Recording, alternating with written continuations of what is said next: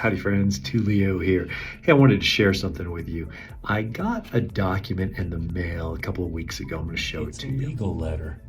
Isn't that nice? Don't you love getting a legal letter? And what this says is that an assessment to the tune of $1,028,000 for one of my rental properties, it's a townhome, was assessed to the community.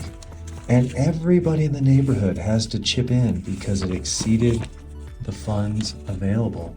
And everybody has to chip in that amount, $5,354.17. Fortunately, most of us who have a good insurance agent, when we buy a townhome or a condo, make sure that we have what's called your HO6 policy as part of your insurance. Okay, that's your loss assessment policy.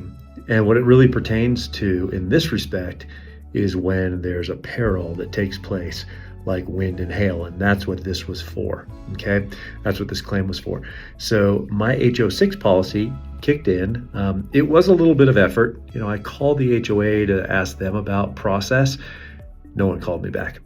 I went online to see about doing a claim on my insurance company's website, and there was no place to do a claim against just my HO6 policy.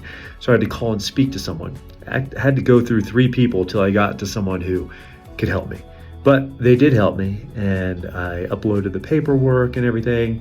And ultimately today I got this $5,354.17 is going into my bank account. So the moral of the story is, when you get a legal letter like this, and it's saying that there's an assessment in your community, particularly due to like wind, hail, things like that, natural things, don't freak out. Just make sure that you have your HO6 policy in place and that there's a loss assessment coverage, okay, for things like this. It was a little bit of effort, but it sure is nice to know that your coverage is going to take care of things like that for you. All right, just thought I'd help educate you if you've never been through this before. All right, take care.